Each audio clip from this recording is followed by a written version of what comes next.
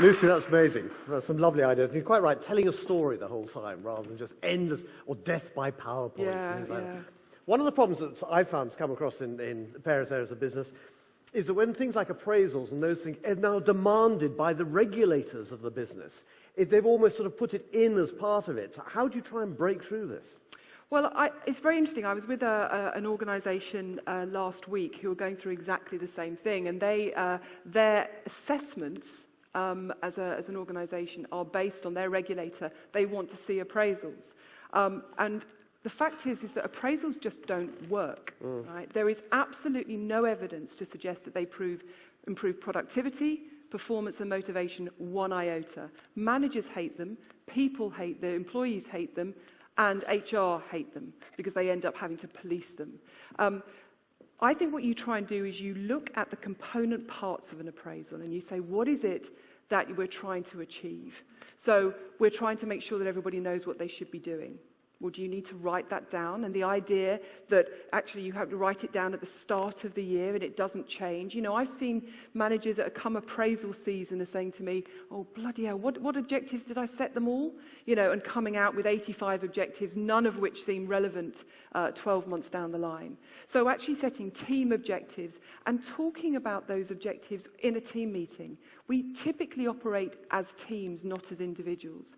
The second aspect then, and I think Jazz will talk about this later on, is actually one of the best ways of feedback is not sitting somebody down and doing this parent-child piece, because immediately you're setting up a dynamic where you get slightly sulky behaviour. People have told me, the neuroscientists again have said, that the words, can I give you some feedback, has exactly the same reaction in the brain as someone coming up behind you at night wearing a hoodie. So you know, feedback does not go down well. Feedback does not go down well.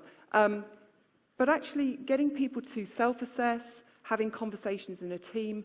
Facebook, for example, recognised that their younger people have absolutely no interest in what their line managers think about them. What they care about is what their mates think about them. So what they've done is actually to bring about peer feedback. So again, know your people, what gets the best from them. And finally, ratings. Ratings, what is that about? Unless it's driving a bonus, what is the reason for doing them? Would you do that with your kids? Get them in a line, you're a 1, you're a 3, and you're a 5. There, off you go, don't you feel better, you know? That's easy, mine's a pain. So I think there are lots of things that you can do, but human beings are messy.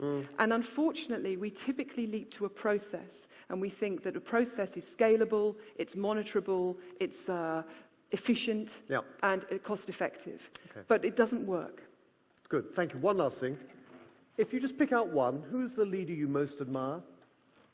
I think you can give me a warning for this. There's a guy called Tim Davey who I admire him for his bravery, for his humility, for his humour, for the fact that he trusts the people around him. And I'll just give you one anecdote. The day after our Director General was resigned, fired, whichever way you want to look at it, after the Savile crisis, the organisation was in absolute disarray, and Tim was given the job as being the acting Director General. A fairly thankless task, as you might imagine, given where the organisation was. And the first thing he did on that Monday morning was that he went down to the newsroom. Now, you know the newsroom at the BBC. People would rather go to Gaza and Kabul than go into the newsroom at the BBC. This is not a happy place.